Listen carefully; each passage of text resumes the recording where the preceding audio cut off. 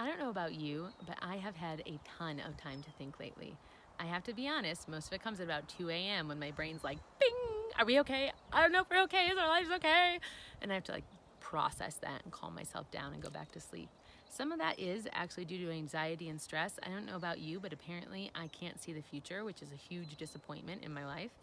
But some of it actually reminds me of when I used to live overseas. I've had the privilege of living in a couple of different cultures in the world. And one of the things I learned is that when you leave your home country and go to a host culture, you need to give your brain time to catch up with your body, because you're jumping in and learning this new language and figuring out where the grocery store is and doing all this new cultural stuff and building a new routine. But your brain's like, dude, wait, whoa, all of this used to be on autopilot and none of it is anymore, and I'm mad about it. You just got to give yourself time for your brain to catch up with everything.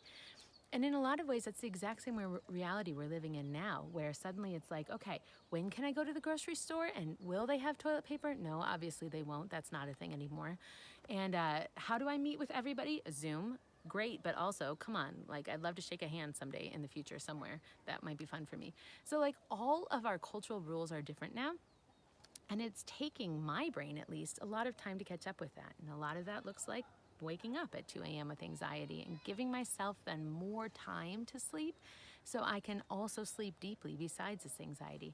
And it also looks like things like spilling my coffee on myself. I get a lot clumsier when my brain is tired. One of the other sides of that for me has been that the things that used to give me comfort no longer give real comfort. Like watching a couple of shows on Netflix is no longer a good way to unwind, but it just makes me more exhausted.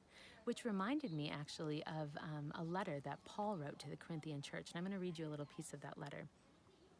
This is from 2 Corinthians chapter 1, verses 3 and 4. And it says this: Praise be to the God and Father of our Lord Jesus Christ, the Father of compassion and the God of all comfort, who comforts us in all of our troubles, so that we can comfort those in any trouble with the comfort we ourselves receive from God. I love that Paul calls him the Father of compassion and the God of all comfort. I'm calling God those things now as well because they're true. But I also love that we take these verses, I think, pretty theoretically, like, oh yeah, God will comfort you, have some comfort from God. But Paul is saying these things very practically. He's saying, receive comfort from God so that you can give real comfort to others who need it. That is not theoretical. That is actually Paul saying, this is how I live my life. This is how you should live your life. Receive comfort from God and then give it to others who need it. So it's caused me to think through, how do I receive comfort from God?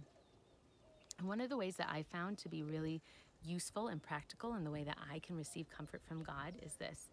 I would tell you that I read the Bible, but that wouldn't be completely accurate because I listen to the Bible. I love listening to it. On YouVersion, you can actually click this button and it will read the Bible to you.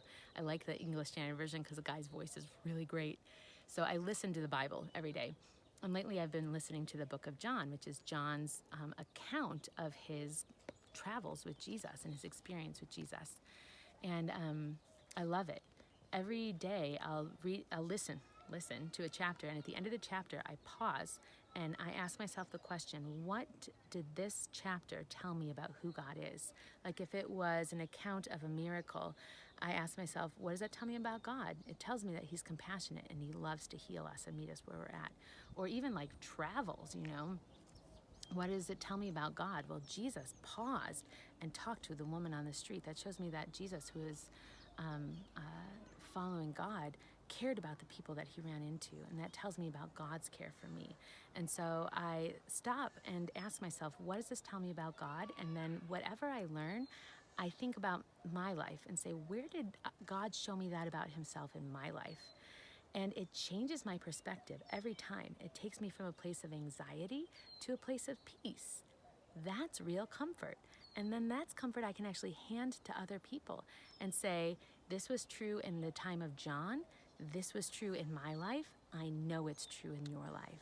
And that's real comfort that we can hand each other, that can hold us up and is a firm foundation to stand on.